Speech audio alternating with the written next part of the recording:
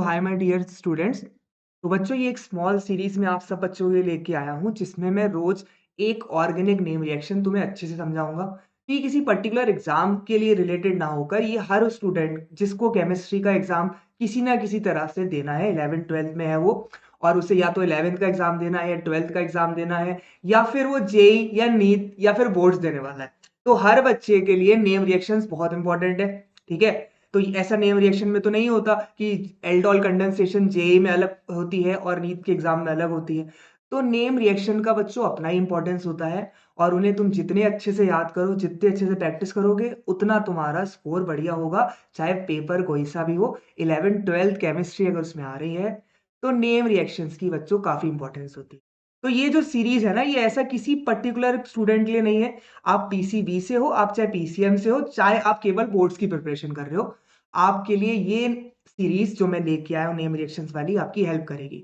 तो आज की सबसे पहली नेम रिएक्शन ए से हम एल्डोल कंडेंसेशन पढ़ेंगे। बहुत अच्छे से पढ़ाऊंगा बच्चों, रटा नहीं रहा मैं। ऐसा नहीं होगा कि मैं लिखूंगा तुम्हारा हो गया। मैं हर नेम रिएक्शन को तुम्हें ऐसे पढ़ाऊंगा कि तुम्हें याद रहे। ठीक है, तो समझेंगे एल्डोल कंडेंसेशन को। तो आज के जो नेक्स्ट 6 मिनट है उसमें मैं एल्डोल कंडेंसेशन को आप लोगों को अच्छे से समझाऊंगा। ठीक है। तो बच्चों, एल्डोल कंडेंसेशन हमारी सीरीज की सबसे पहली नेम रिएक्शन है। तो स्टार्ट करते हैं। ओके। तो बच्चों, अगर मैं तुम्हें एल्डोल कंडेंसेशन का नाम लेता हूं, और अगर तुम क्लास 12th में हो, 11th वाले बच्चों, ये नेम रिएक्शन तुमने भले ही ना देखी हो क्योंकि 12th में पढ़ाई जाती है। टॉपर्स और 12th वाले स्टूडेंट्स, तुम सबने एल्डोल कंडेंसेशन का नाम तो सुना होगा।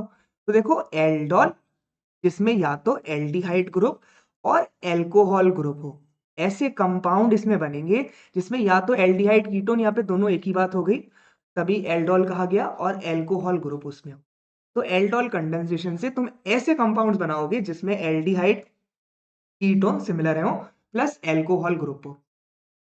एल्डिहाइड कीटोन ग्रुप आपको पता है ये होता है, ये आपका हो गया एल्डिहाइड ग्रुप, और ये हमारा हो गया,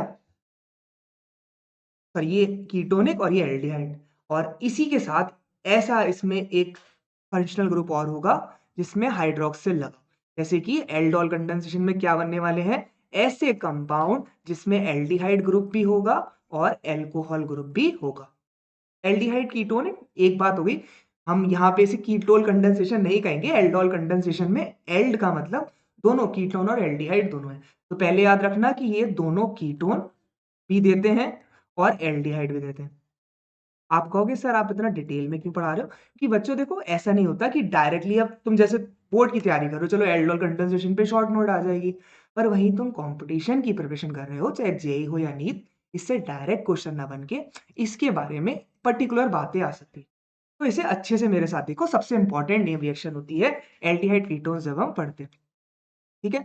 तो यहाँ पे पहले आप लोगों को ये बात क्लियर हो गई कि एल्डोल क्या होते हैं, जो इसमें बनने वाले हैं वो एल्डोल क्या होते हैं। मैं एक बार आपको फिर से दिखा देता हूं कि बच्चों, एल्डोल मतलब aldehyde ketonic group plus hydroxyl group जिन कंपाउंड्स में होता है उन्हें हम एल्डोल कहते हैं। अब ध्यान से इस नेम रिएक्शन को देखते हैं। तो बच्चों, सबसे पहली चीज ये वो देंगे जो कीटोन जिसमें हो, कंडीशंस लिख रहा हूं, कीटोन्स प्लस एल्डिहाइड दे सकते हैं, पर कौन से कीटोन्स प्लस एल्डिहाइड ये ज्यादा जरूरी है। तो ऐसे कीटोन और एल्डिहाइड्स जिन पे अल्फा हाइड्रोजन है। ठीक है। अब अल्फा हाइड्रोजन क्या होती है, मैं देखो बहुत अच्छे से एल्डोल कंडेंसेशन डिटेल में समझा रहा हूं, तो जो इंसान रटने के हिसाब से ये वीडियो देख रहा है तो वो स्किप कर सकता है। ठीक है ना। मैं ऐसा नहीं है कि तुम्हें रोज एक एक वीडियो रटाऊंगा, मैं समझा रहा हूँ। ये इनऑर्गेनिक केमिस्ट्री की रिएक्शन नहीं कि तुम्हें रटनी। एल्डोल कंडेंसेशन बच्चों, तो अगर कोई भी बच्चा रटने के हिसाब से देख रहा है तो रिक्वेस्ट आप स्किप कर सकते हो, पर वो बच्चे जिन्हें एल्डोल कंडेंसेशन समझना है वो इसे एंड तक देखें। ठीक है ना, क्योंकि तुम एक बार इस वीडियो को देखोगे ना, तुम्हें लाइफ टाइम एल्डोल कंडेंसेशन याद रहेगा। ये गारंटी मैं तुम्हें दे रहा हूँ क्योंकि मैंने भी ऐसे ही पढ़ा।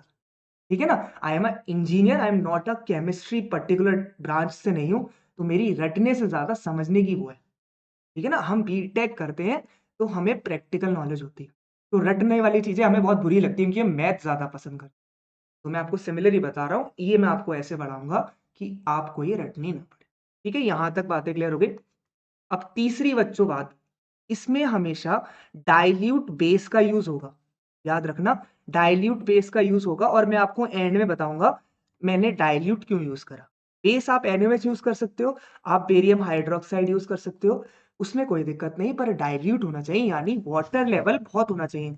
अभी हमें वाटर की जरूरत पड़ेगी एंड में, वो मैं आपको मैकेनिज्म के थ्रू समझाऊंगा। यहां तक मुझे लगता है किसी को कोई डाउट नहीं होगा, अभी शुरू नहीं हुई है, अब इसके बाद शुरू होगी। ओके, तो अब हमने यहां तक कीटोन एल्डिहाइड समझ लिया। अब अल्फा हाइड्रोजन की बात करते हैं।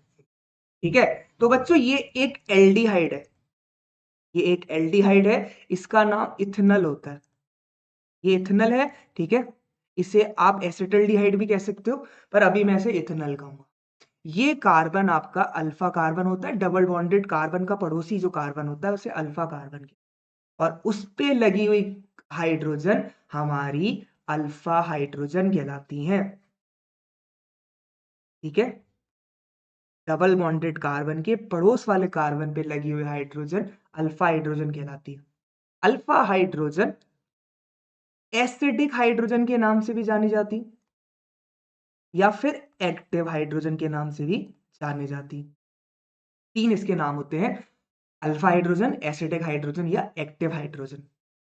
यहां तक कोई परेशानी नहीं। अब मैंने आपको एक एसिडिक हाइड्रोजन दी और मैं रिएक्शन में एक बेस ले रहा हूं, दिमाग में हो रहा है क्या होने वाला है।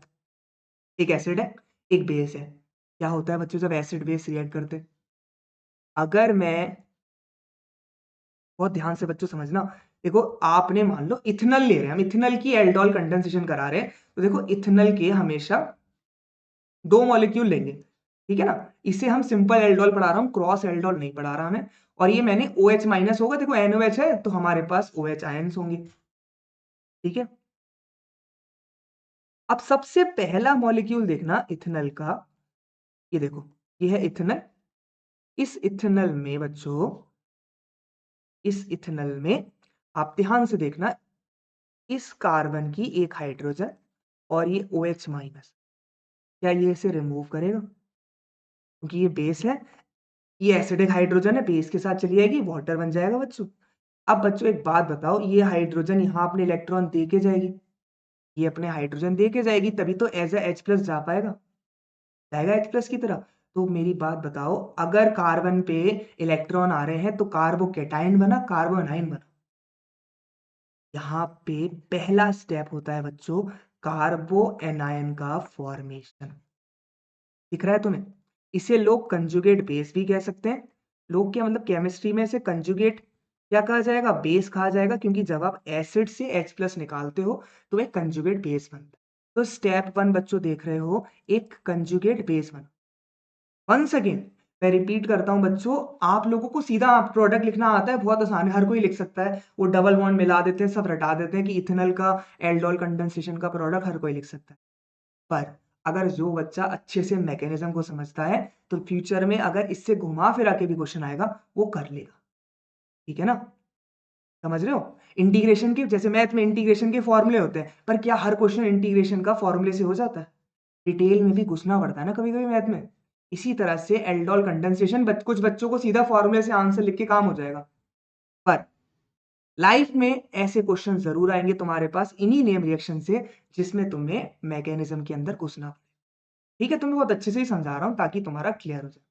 अब बच्चों पहला स्टेप क्लियर हो गया। अब ये है एक इलेक्ट्रोफाइल की न्यूक्लियोफाइल, ये नेगेटिव चार्ज है तो इसे पॉजिटिव की तरफ जाना होगा, यानी इसे न्यूक्लियस पसंद होगी तो इसे न्यूक्लियोफाइल कह सकते हैं, इसे न्यूक्लियोफाइल कह सकते हैं। तो बहुत टाइम के बाद मैं ऑर्गेनिक की वीडियो डाल रहा हूँ, ज्यादातर बच्चों को लगता है मानस सिर्फ फिजिकल केमिस्ट्री पढ़ाते हैं, पर ऐसा नहीं है बच्चों, मैं ऑर्गेनिक भी पढ़ाता हूँ। बट हाँ, कुछ टाइम से एज अ मुझे अपॉर्चुनिटी वो मिली थी तो मैं फिजिकल पढ़ा रहा था, पर ये तीनों चीजें पढ़ाता हूँ मैं। ओके, तो ये न्यूक्लियोफाइल है, ऐसा नहीं है कि मैं कि मानस सर इंजीनियर है तो ऑर्गेनिक नहीं पढ़ा पाते हैं। तो न्यूक्लियोफाइल बच्चों नेगेटिव स्पेसीज होते हैं या फिर इलेक्ट्रॉन रिच स्पेसीज होते हैं, जो पॉजिटिव चार्ज वाली स्पेसीज पे अटैक करेंगे। हर किसी को उल्टा पसंद होता है, तो नेगेटिव वाले इंसान को पॉजिटिव। यहां तक कोई डाउट हो आराम से कमेंट्स में लिख देना, क्योंकि देखो ये तो मैंने वीडियो डाली, आप लोगों को डाउट आए आप कमेंट्स में लिखो, मैं कमेंट्स में आंसर भी करूंगा। ठीक है, यहां तक किसी को डाउट हो तो प्लीज अपना नोट करके कमेंट में लिख देना। अब हमारे पास बच्चों न्यूक्लियोफाइल है, क्या ऐसी कोई जगह है जहां पे पॉजिटिव चार्ज हो? तो तुम्हें पता है कौन न्यूक्लियोफिलिक एडिशन रिएक्शन देता है? एल्डिहाइड कीटोन देते हैं। अरे बड़ा बड़ा एनसीईआरटी में लिखा है न्यूक्लियोफिलिक एडिशन रिएक्शन देते हैं। कैसे देते हैं? ये तुम्हारा एल्डिहाइड में ये जो ऑक्सीजन होती है, दूसरा मॉलिक्यूल है ना, मैं देखो दो लेके चला था। तो ये वाली जो ऑक्सीजन है वो इलेक्ट्रॉन ऑक्सीजन वाले बॉन्ड की अपनी तरफ छीन लेती है। कार्बन पे पॉजिटिव चार्ज आ गया। देखो ये डबल बॉन्डेड था, अगर ये ऊपर चला गया तो O पे माइनस, कार्बन पे पॉजिटिव। इसी से देखना एल्डिहाइड कीटोन की बहुत रिएक्शन मिल जाएंगी। तो बच्चों ये मेरा न्यूक्लियोफाइल है, ये किस पे अटैक करेगा? ऑक्सीजन पे कि कार्बन पे? उल्टा काम करेगा ना। तो बच्चों क्या बन गया जरा देखो, बड़ा ध्यान से देखना। नेक्स्ट पेज पे लिख देना, क्योंकि मेरे ख्याल से इधर मेरी फोटो आ रही होगी और वो रिएक्शन कट रही होगी। ठीक है ना, हमें तो वीडियो में दिख नहीं रहा क्या हो रहा, तो मेरे ख्याल से यहाँ पे मेरी वीडियो इमेज आ रही होगी, तो तुम्हें कुछ दिख नहीं रहा होगा उससे। तो बच्चों ये स्टेप मैं दोबारा लिख देता हूँ। देखो ये तुम्हारा O माइनस, और ये एक एच था इस पे, एक ये एच था, एक सेकंड ये एच नहीं था, ये पॉजिटिव चार्ज इस पे और ये ऑक्सीजन पे नेगेटिव चार्ज। यहाँ तक किसी कोई डाउट नहीं होगा मेरे ख्याल से। अब हमारे पास एक न्यूक्लियोफाइल है, वो न्यूक्लियोफाइल इस इलेक्ट्रॉन डेफिशिएंट कार्बन, अब ये इलेक्ट्रोफाइल है, इसे इलेक्ट्रॉन चाहिए, इसे पॉजिटिव चार्ज चाहिए, ये न्यूक्लियोफाइल है। देखो ये न्यूक्लियोफाइल है और ये इस समय एक इलेक्ट्रोफाइल है। ठीक है, ये तुम्हारा इस पे अटैक करेगा। देखते जाना, अभी तुम्हें वो डाइल्यूट वाला केस समझ में आएगा कि सर ने कहा था डाइल्यूट लेके चलना है, वेस्ट क्यों लेके चलना है। तो ये O माइनस है, ये CH2, ये CHO। अभी मैंने तुमसे कहा था बच्चों थोड़ा पानी लेके चलना। क्यों पानी लेके चलना? क्योंकि ये ऑक्सीजन को हमें एक प्रोटॉन देना है। तो कहाँ से? सोडियम हाइड्रोक्साइड थोड़ी देगा प्रोटॉन, पानी तो देगा। तो ये तुम्हारा देखो क्या बना, तुमसे मैंने क्या कही थी, OH आ जाएगा, CH2 CHO।